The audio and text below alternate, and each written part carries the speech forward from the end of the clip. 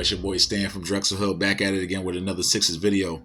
I ain't gonna waste no time, all right? We're gonna get right into it. Sixers, Bulls, coming off a home and home. They got us in Chicago on Saturday, so let's get into what happened last night. So, first and foremost, I'd like to welcome Joel Embiid, the big fella. Came back last night, and saying he had an impact, I think would be an understatement. What else could you ask for in a return?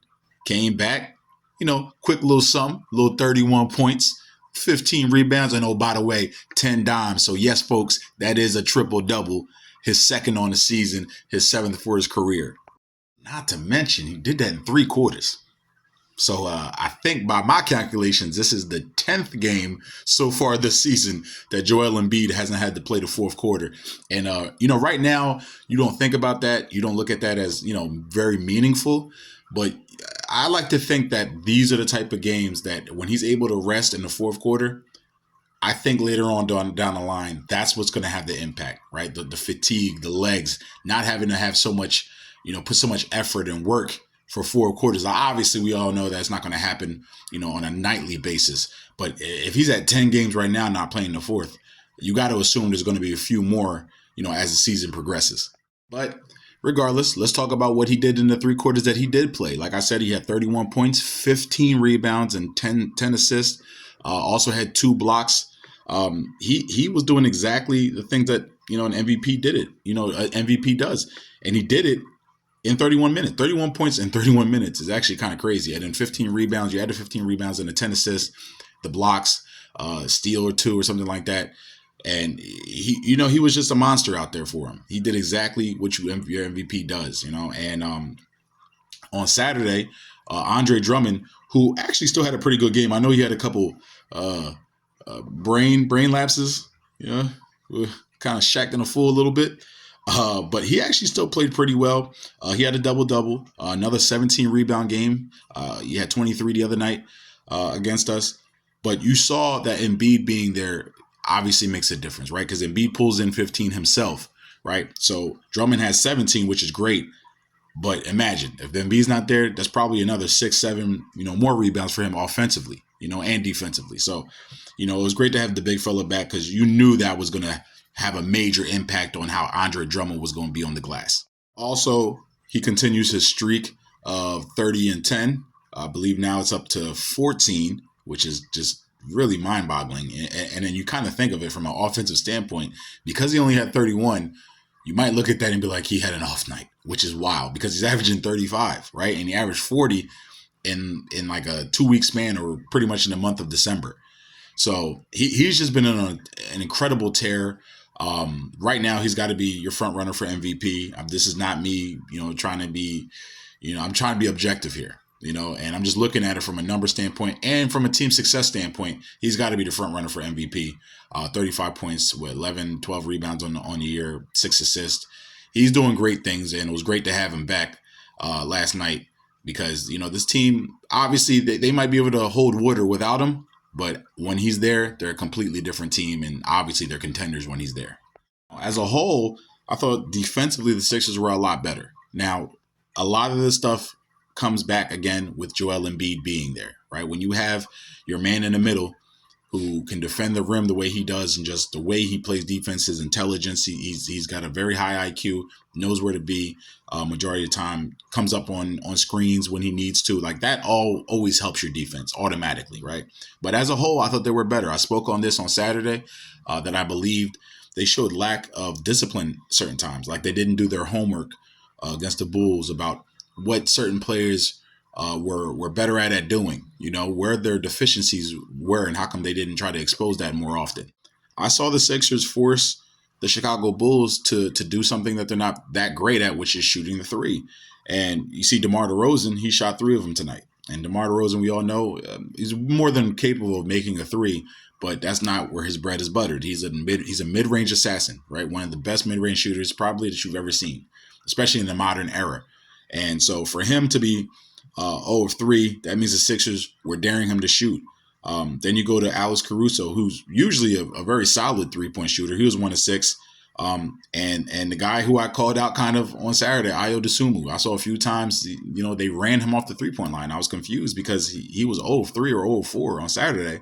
And I'm like, that's the guy you need to try to convince to shoot. If you're the Sixers, no, go ahead, take those shots, because I know you're a slasher. You want to get to the basket, which causes the defense to collapse, and you can kick it out for somebody else for a better shot, or you can get a layup, get a foul.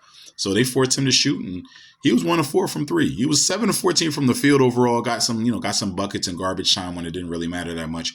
But from a shooting standpoint, they did exactly what they were supposed to, and they forced the non-shooters to try to score. That's what you got to do against teams like that. Find out what the deficiencies are and see if you can expose it. And I thought the Sixers did a great job last night of doing that. Also, just overall in general, they did a good job of bottling up DeMar DeRozan.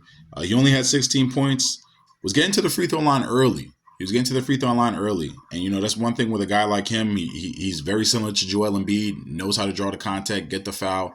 And as a defender, you can't be caught with your hands in a cookie jar. He loves to drag the ball under and have you reach, and then now you clipped his arms. Or when he's shooting the mid-range shot, he tries to shoot over you, and even if you're straight up, he tries to kind of get the arm and get your hand to hit his elbow and everything like that. So you got to be smarter as a defender. And I thought Tobias Harris, Daniel House when he was in there, all the different defenders that were on him at times, I thought they did a great job at not fouling as the game went on. He was hurting us early. He was getting to the line early, but then towards as the game started wearing, it wasn't happening so much. So that was actually a great sight to see. Another thing that you had to like was their fast start. Unlike the last few games, they came out kind of sluggish, a little slow, missing some shots early, fell behind, had to claw back, and get back into the game. But not so much last night. They were actually able to get out to a big lead, causing Chicago to call multiple timeouts. The shots were falling early. Kelly Oubre, who was fantastic, 16 points. He was really him. Nick Batum, Joel Embiid got into it. Maxey, Tobias. When these guys are able to shoot, and you're not going to shoot that well all the time. That obviously we know that ebbs and flows of the games. But when you're able to do it like that and get off to a good start, it can help the engine running, right? Now you're moving and you're cooking with gas, so to speak. So that was fantastic to see, man. That was a good, refreshing sight. Nick Nurse, he's been doing a really good job with what he's had because guys have kind of been in and out throughout the year. But I think this starting lineup that he had is probably the starting lineup that I would go with going forward, right? They had Maxey and Kelly Oubre in the backcourt, and then you had Nicholas Batum, Tobias Harris, and of course Joel Embiid as your front court. And this is not a knock on DeAnthony Melton. I actually think he's a terrific player. My only issue is I don't know how far you can go when both your lead guards are sub 6'3". I don't really like that idea, especially when you have your Jason Tatums, Jaylen Browns, Jimmy Butlers. I know Dame is on the smaller side, but Chris Middleton. I'm just not a fan of having two smaller guys in the backcourt. Like, for everything that he does, DeAnthony Melton is good, right? He's literally the 3-and-D type of player that you want. But I think he's better. He's more suited coming off the bench because of what you had. If you had another bigger guard next to him, that's different, right? I think Cleveland's kind of having the same issue with Darius Garland and Donovan Mitchell, right? They're fantastic as far as they're electric. They can give buckets. They can do a lot of stuff. But when the games tighten up and you get into those, tough game situations, it's a little bit harder to do certain things when you're just, at a disadvantage, and starting Kelly Oubre, I think adding that size, and now Maxey being the only guy out there, sub 6'6", I think that's a good thing. And I think that's something that Nick Nurse should explore and continue, with going forward. Lastly, we'll just get into it a little bit with some of these guys. Besides Joel Embiid, I told you what his numbers were earlier, 31, 15, and 10. He had a steal, had 2 blocks. So he did exactly what the MVP is supposed to do, right? He came in, dominated, and left, right? And rested in the fourth quarter. Tobias Harris, who's actually been playing really well, especially in the absence of Joel Embiid. He's been averaging about 23. Shooting very efficiently, stepped up really well. Our thing about Tobias has always been consistency, right? And it's not just 5-6 game spans. We want to see more. So, hey, let's get 20 straight games, 15 straight games of you playing at a high level, the highest level that you're capable of, at least. And then if you have a bad game here or there, it's cool, but it's just too many instances where he disappears. But tonight was not one of those instances. He was very effective from the field, gave you 20 points, had 2 blocks himself, which was, was always great to see. Had 7 rebounds, a couple assists. So it was great to see him out there contributing the way that he does. Nicholas Batum also, his numbers are not going to wow you. Only had 6 points, but he's not there to score a lot of buckets. He's there to shoot when he's open. He's a lanky defender, so make it tough for the other guys. And just be a smart basketball player, because that's what he is. He's a very smart, he's a plug and play type of guy. There's no secret that he's going to flourish, in a sense, in a Nick Nurse type of offense, playing alongside Joel Embiid, right? There's no reason why you wouldn't think that wouldn't happen. He's a veteran guy. That's why he brought those type of guys in there. Tyrese Maxey shot better from the field. He had 21 points, 4 threes, 6 of 12 from the field, 5 of 6 from the free throw line. He looked like he was a little bit getting back into it. Like I said, this type of game, you're not going to be hurt that he didn't get 28, 20, 25 or anything. 21 was fine. It was fine for what, the Sixers needed him to do. Threw in 5 assists. That's what you want. In these type of games, you blowing a team out. Guys don't play a lot of minutes and everything like that. I mean, he didn't even play 30 minutes. The only guy who played 31 minutes in the starting lineup was Joel Embiid. He played 31. Tobias played 29. Batum 22. Kelly Oubre 26. And when you guys got it rolling like that, you don't need everybody to go for 30, 35.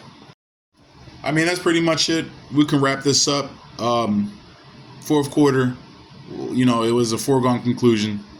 Big fella there wasn't playing. Maxey only played a few minutes in the fourth quarter as well.